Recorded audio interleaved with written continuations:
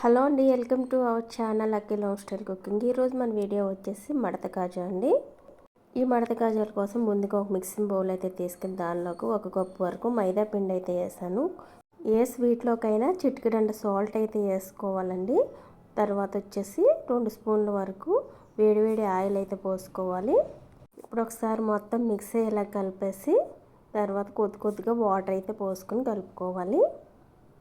ఒకేసారి ఎక్కువ వాటర్ అయితే పోయకూడదు, పిండి అయితే లూజ్ అయిపోతుంది. కాబట్టి కొద్దిగా వాటర్ అయితే పోసుకొని చపాతీ ముద్దలా అయితే కలిపేయాలి.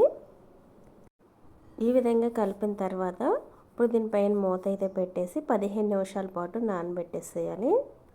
15 మినిట్స్ తర్వాత అయితే చూపిస్తున్నాను. ఇప్పుడు ఈ పిండి వచ్చేసి 5 నుంచి 6 వరకు బాల్స్ కింద అయితే చేసేసుకోవాలి. చేసిన తర్వాత మడత కాజాల కోసం చపాతీల కింద అయితే ఒత్తుకోవాలి. చూడండి, ఈ విధంగా అయితే చేసేసాను. ఇప్పుడు మైదా పిండితో కానీ కార్న్ఫ్లోర్తో కానీ చపాతీల కింద అయితే చేసేసుకోవాలి. నేను కార్న్ఫ్లోర్ అయితే వేసానండి. కార్న్ఫ్లోర్తో క్రిస్పీగా అయితే వస్తాయి మడత కాజాలు.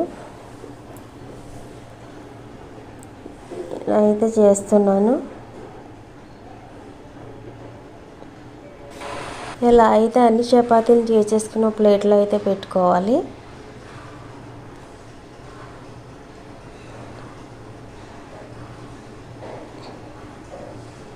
లాస్ట్ చపాతీని అయితే దాని మీద కొంచెం ఆయిల్ అప్లై చేయాలి. ఆయిల్ అప్లై చేసిన తర్వాత పొడి పిండిని అయితే వేసుకోవాలండి. పొడి పిండిని అయితే చల్లుకుని అప్లై చేసుకోవాలి. మళ్ళీ వేరే చపాతీని అయితే వేయాలి. దానిపై కూడా సేమ్ అలా ఆయిల్ అప్లై చేసుకుని పొడి పిండిని అయితే చల్లుకోవాలి. ఇలా అయితే మన దగ్గర ఉన్న చపాతీలన్నిటిని అయితే ఇలా చేసుకోవాలండి. ఇలా చేయడం వల్ల ఒకదానికొకటి అంటుకోకుండా పొరలుగా అయితే వస్తాయండి మడత కాజాలు. ఫైనల్గా లాస్ట్ చపాతీ అయితే వేస్తున్నాను. దీని మీద ఆయిల్ ఒకటి వేస్తే సరిపోతుంది.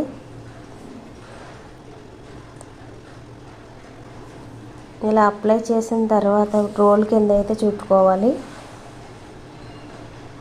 ఈ రోల్ టైట్గా అయితే చుట్టుకోవాలండి. ఇలా లూజ్ అయితే రాకూడదు, టైట్గా చుట్టుకోవాలి. ఈ విధంగా టైట్గా అయితే చుడుతున్నాను. చివరికి వచ్చేసరికి వాటర్ అయితే అప్లై చేస్తూ ప్రెస్ చేస్తూ క్లోజ్ చేసేయాలండి, లేకపోతే చపాతీ ఓపెన్ అయిపోతుంది. ఈ విధంగా అయితే ప్రెస్ చేసుకుంటూ క్లోజ్ చేయాలి.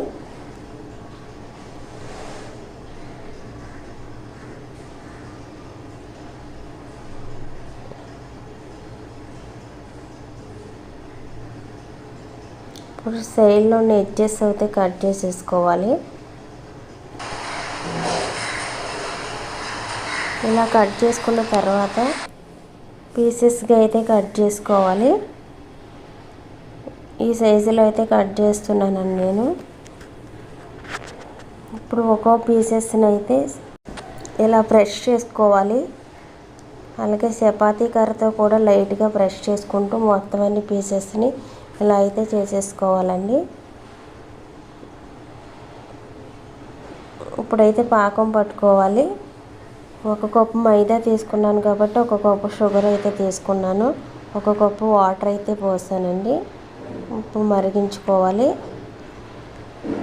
స్టవ్ లో ఫ్లేమ్లో అయితే పెట్టుకుని మరిగించేసుకోవాలి. దీనికి పాకం అనేది తీగ పాకం రావక్కర్లేదండి, చేతికి ఇలా జిగురుగా అంటుకుంటే సరిపోతుంది.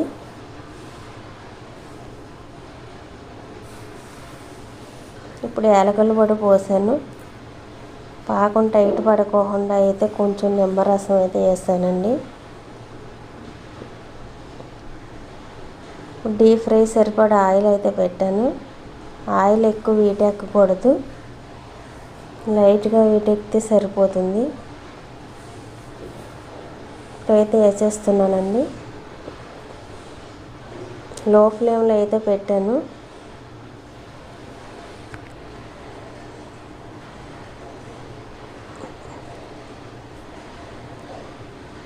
ఈ పొంగుతూ పైకి వచ్చేదాకా లో ఫ్లేమ్లో అయితే ఉంచుకోవాలి.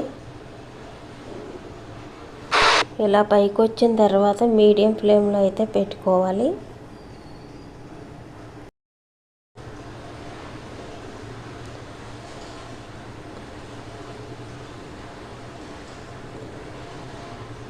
గోల్డెన్ బ్రౌన్ కలర్ వచ్చేదాకా అయితే ఏం చేసుకోవాలి.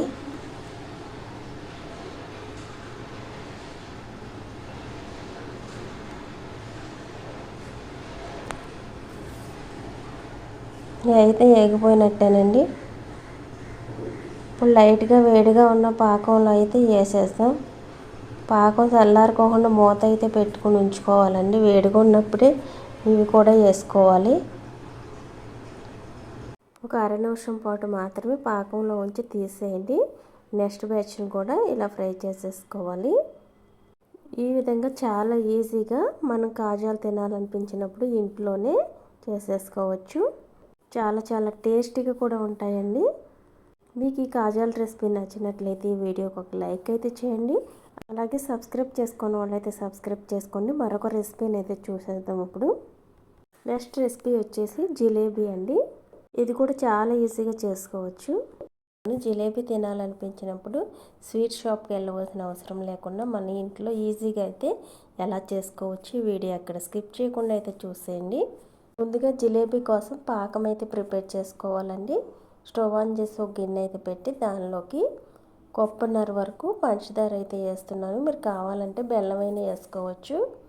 కప్పున్నర పంచదారకి కప్పు వరకు వాటర్ అయితే పోస్తున్నాను. ఈ పాకం ప్రిపేర్ చేసేటప్పుడు ఫ్లేమ్ మీడియంలో అయితే పెట్టుకోవాలి. ఒక గరిటె అయితే తీసుకుని పంచదారని కలుపుతూ అయితే కరగనివ్వండి. చూడండి, పంచదార కరిగిన తర్వాత పాకం రావడానికి ఎంతో టైం అయితే పడుతుందండి. గులాబ్ జామున్ పాకం కన్నా కొంచెం ఎక్కువ వస్తే సరిపోతుంది. ఇప్పుడు ఇందులోకి ఒక పావు టీ స్పూన్ వరకు ఇలాచీ పౌడర్ అయితే వేసాను. సరే అయితే కలిపేసాను. ఇప్పుడైతే పాకం అయితే చూస్తున్నాను. మనం పాకాన్ని పట్టుకున్నప్పుడు 2 వేళ్ల మధ్యలో జిగురుగా ఉంటే పాకం వచ్చేసినట్లేనండి జిలేబీకి. ఇప్పుడైతే స్టవ్ ఆఫ్ చేసేస్తున్నాను. పాకం గట్టిపడకుండా ఇప్పుడు ఇందులోకి కొద్దిగా నిమ్మరసం కానీ పటిక కానీ వేసుకోండి. నేనైతే నిమ్మరసం అయితే వేస్తున్నాను కొద్దిగా. ఇప్పుడు పాకం అంతటికి ఒకసారి అయితే కలిపేసి దీనిపైన మూత అయితే పెట్టేయాలి.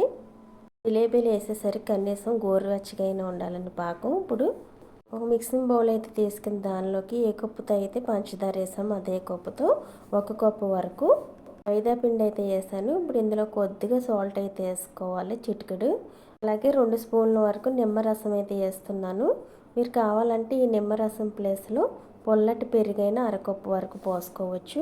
ఇప్పుడు కొద్దిగా వాటర్ అయితే పోసుకుని దోసల పిండి మాదిరిగా అయితే కలిపేసుకోవాలి. ముందే ఎక్కువగా వాటర్ అయితే పోయకండి, కొద్దిగా చూసుకుంటూ పోసుకుని దోసల పిండిలా అయితే కలిపేసుకోవాలి. చూడండి, ఈ విధంగా కలుపుకోవాలి. మీరు మరీ లూజ్గా కలిపేసినట్లయితే జిలేబీలు అయితే సరిగ్గా రావండి. ఇప్పుడు ఇందులోకి బేకింగ్ పౌడర్ అయితే 1/2 స్పూన్ వరకు వేస్తున్నాను. బేకింగ్ పౌడర్ లేనట్లయితే బేకింగ్ సోడా అయినా వేసుకోవచ్చండి. ఇప్పుడు ఇందులోకి చిటికెడు ఫుడ్ కలర్ అయితే వేస్తున్నాను. ఆరెంజ్ రెడ్ ఫుడ్ కలర్ అయితే వేస్తున్నాను. పూర్తిగా ఆప్షనల్ అండి. మీకు ఇష్టం ఉంటే వేసుకోండి, లేకపోతే స్కిప్ చేసేవచ్చు. నేను వీడియో కోసం చేస్తున్నాను కాబట్టి ఫుడ్ కలర్ అయితే వేసాను. వేసిన తర్వాత మొత్తం పిండి అంతా కలిసేట్టు కలిపేయాలి.